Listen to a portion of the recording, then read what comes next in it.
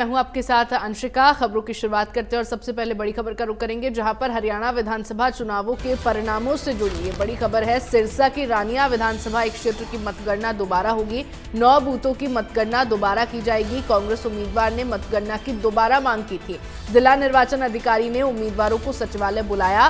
सभी उम्मीदवारों को कल लघु सचिवालय बुलाया गया है। कांग्रेस उम्मीदवार ने 9 बूथों पर काउंटिंग में गड़बड़ी की आशंका जताई थी और अब इन सभी पर दोबारा से काउंटिंग होगी। ईवीएम और बैलेट पेपरों का मिलान किया जाएगा। तो हरियाणा में नई सरकार का गठन तो हो गया है, लेकिन इस गठन के बाद सिरसा जिले की रानिया विधानसभा सीट पर अब ईवीएम और बैलेट बॉक्सों का दोबारा से मिलान किया जाएगा। यहां से पूर्व मंत्री रंजीत चौटाला चुनाव हारे हैं। इसे लेकर कांग्रेस के उम्मीदवार रहे सर्वमित्र कंबोज ने अपील की थी। दरअसल कांग्रेस से सर्वमित्र कंबोज उम्मीदवार के तौर पर चुनावी मैदान में थे और रंजीत चौटाला चुनावी मैदान में थे और साथ ही साथ आईएनएलडी से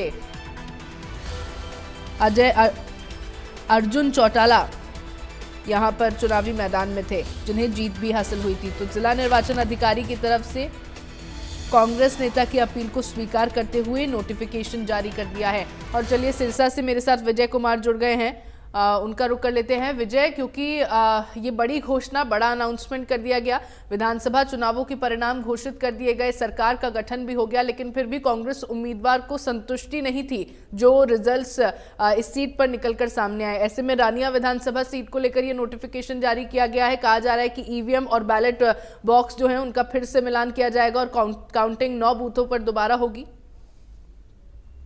बिल्कुल, कांग्रेस के जो उम्मीदवार हैं सर्वमित्र कंबोज, उनकी तरफ से एक एप्लीकेशन जिला प्रशासन और चुनाव आयोग को मूव की गई थी, जिसमें साफ तौर पर उन्होंने एलिगेशन लगाए थे कि 9 बूथों पर जो उनको वोट मिलने चाहिए थे उस हिसाब से उनको वोट नहीं मिले हैं। हालांकि उन्होंने गड़बड़ी का भी आरोप लगाते हुए कहा कि इन 9 बूथों पर इनेलो के जो कैंडिडेट हैं, जो अब रानिया के विधायक भी बन चुके हैं, अर्जुन चौटाला की तरफ से कुछ वोटिंग में या काउंटिंग को लेकर ऐसी गड़बड़ी की जो है आशंका है उन्होंने जाहिर की है, जिसकी शिकायत जिला निर्वाचन अधिकारी और चुनाव आयोग को की गई है। जिसके बाद अब चुनाव आयोग की तरफ से डायरेक्शन जारी की गई है कि 9 बूथों पर जो रिकाउंटिंग है वो दोबारा से शुरू हो जाएगी। हालांकि जिला निर्वाचन अधिकारी शांतनु शर्मा ने 9 से 13 तारीख तक 9 जनवरी से 13 जनवरी तक सभी जो प्रत्याशी हैं रानिया विधानसभा के, उनको बुलवाया है। उनके सामने ही जो रिकाउंटिंग जो प्रक्रिया है वो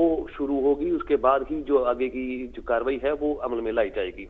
जी ठीक है, तो 9 जनवरी से 13 जनवरी तक काउंटिंग होगी और जो उम्मीदवार यहां से खड़े हुए थे जिन जिन राजनीतिक दलों के, सभी के सामने काउंटिंग होगी। लेकिन विजय, क्योंकि देखा जाता है कि कांग्रेस का हमेशा का यही बहाना होता है या फिर एक तरह से आप कहिए कि रीजन होता है कांग्रेस का कि ईवीएम में कुछ गड़बड़ी हुई थी, इसीलिए कांग्रेस का प्रत्याशी वहां से हार गया।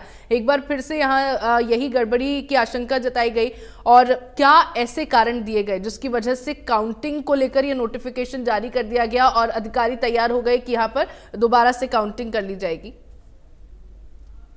बिल्कुल, विधानसभा चुनाव के जैसे ही नतीजे आए थे, हालांकि कांग्रेस को पूरी उम्मीद थी कि उनकी सरकार बहुमत से बनेगी, लेकिन कहीं ना कहीं वो जादुई आंकड़ा कांग्रेस छू नहीं पाई। जिसके बाद तमाम तरह के जो आरोप हैं कांग्रेस की सीनियर लीडरशिप या विधायक हों या कोई भी लीडर हो, तो उनकी तरफ से एलिगेशन लगाया गया था कि उनके फला क्षेत्र में जो है वो काउंटिंग अच्छी ढंग से नहीं हो पाई है, प्रॉपर तरीके से नहीं हो पाई है, जिस वजह से जो है वो उनका रिजल्ट उनके मुताबिक नहीं आ पाया। हालांकि ईवीएम पर भी काफी जो एलिगेशन है वो कांग्रेस की तरफ से लगाए गए थे। हालांकि पिछले काफी दिनों से यही ईवीएम पर भी जो एलिगेशन है वो कांग्रेस की सीनियर लीडरशिप लगाती गई है। लेकिन अब जो है रानिया विधानसभा से कांग्रेस के जो उम्मीदवार हैं, जो महज तकरीबन 4000 वोटों से ही अर्जुन चौटाला से चुनाव हार गए थे, उन्होंने साफ तौर पर एलिगेशन लगाया कि 9 बूथों पर जो उनको वोट मिलने चाहिए थे, जिस हिसाब से उन्होंने जो अपना सर्वे करवाया था उस हिसाब से उनको वोट नहीं मिल पाए हैं, जिस वजह से उन्होंने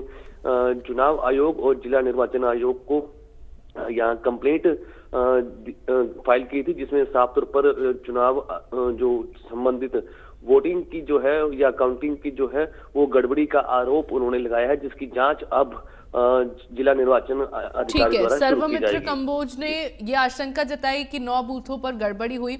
अब उन्होंने मांग की कि इन 9 बूथों पर दोबारा से काउंटिंग की जाए। उनकी मांग को मान लिया गया और अब इसको लेकर लेटर भेजकर बुलाया गया है सभी अधिकारियों को और सभी उम्मीदवारों को, और ये कहा गया है कि रिकाउंटिंग उनके सामने होगी। लेकिन विजय, अगर सभी उम्मीदवारों के सामने रिकाउंटिंग होती है, 9 बूथों के सभी वोट जब गिने जाएंगे, परिणाम फिर से वही निकलकर सामने आए, परिणाम इस बार भी अगर कांग्रेस उम्मीदवार के पक्ष में नहीं आए, तो क्या जो फैसला होगा उसे सर्वमित्र कंबोज मानेंगे, कांग्रेस पार्टी मानेगी, या फिर इसी तरह से कोई और गड़बड़ी का मामला वो निकालेंगे, या फिर कोई और कारण दे देंगे अपनी हार का?